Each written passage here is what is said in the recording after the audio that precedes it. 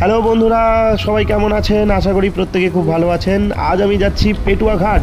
আমার বাড়ি থেকে পেটুয়া ঘাটের দূরত্ব মাত্র 15 কিলোমিটার। আর চলো আমার সাথে, অর্থাৎ আমার ওলা গাড়িতে চড়ে আমি আপনাদের পেটুয়া ঘাটের সৌন্দর্য উপভোগ করাবো। আমি নিজে উপভোগ করব আর আপনারাও করবেন। তো এই মুহূর্তে আমি চলেছি পেটুয়া ঘাটের উদ্দেশ্যে। আমার সঙ্গী বলতে রনি আর আর আমার ওলা গাড়ি।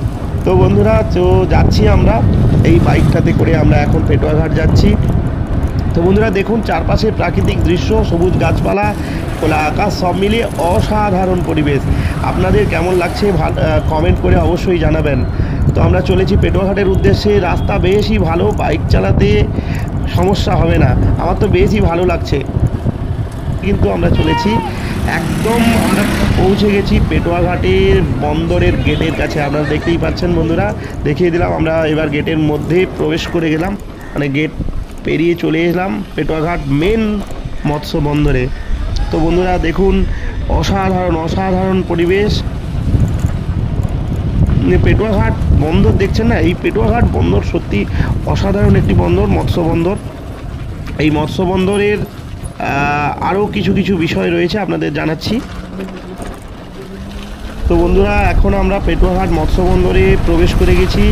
আপনাদের একটু এই পেটুয়া ঘাট মৎস্য বন্দর সম্পর্কে একটু জানিয়ে দিই, যারা বাইরে থেকে দেখছেন। পেটুয়া ঘাট মৎস্য বন্দর আমাদের পূর্ব মেদিনীপুর জেলার রসুলপুর নদীর মোহনার কাছে গড়ে উঠেছে এই মৎস্য বন্দরটি।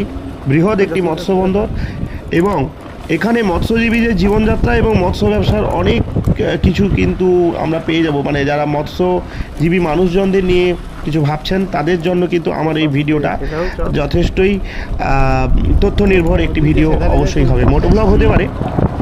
তো আপনাদের বন্ধুরা বলে রাখি, এই যে পেটুয়া ঘাট মৎস্য বন্দরটি 2010 সালে উদ্বোধন করা হয়। এই বন্দরের আয়তন 11.8 হেক্টর।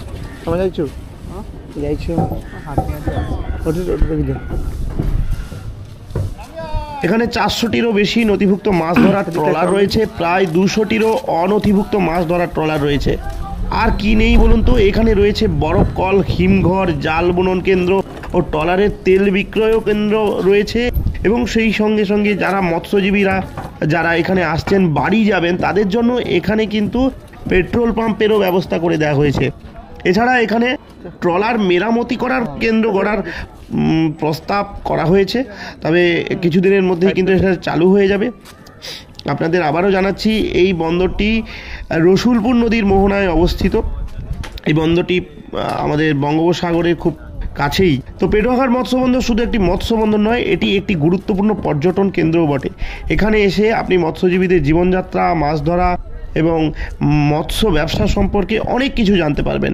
এছাড়া এসে আপনি প্রাকৃতিক সৌন্দর্য উপভোগ করতে পারবেন। এখানে রয়েছে দারিয়াপুরের লাইট হাউস রয়েছে, কপালকুণ্ডলা মন্দির রয়েছে, আপনাদের পরে হয়তো দেখাবো আমি ভিডিওতে।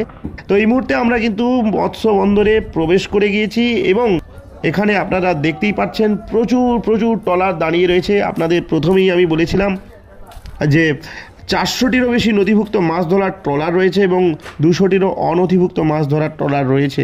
এই মুহূর্তে কিন্তু সেই ট্রলারগুলো এই রসুলপুর নদীর মোহনায়, অর্থাৎ পেটুয়া ঘাট বন্দরে কিন্তু দাঁড়িয়ে আছে অগণিত ট্রলার, আপনারা দেখতেই পাচ্ছেন। তো বন্ধুরা, আমার এই ব্লগটি কেমন লাগলো? যদি ভালো লাগে অবশ্যই লাইক, শেয়ার, কমেন্ট করতে একদমই ভুলবেন না। Tata, bye bye. আর যারা নতুন এসেছেন, ফলো করে দেবেন প্লিজ।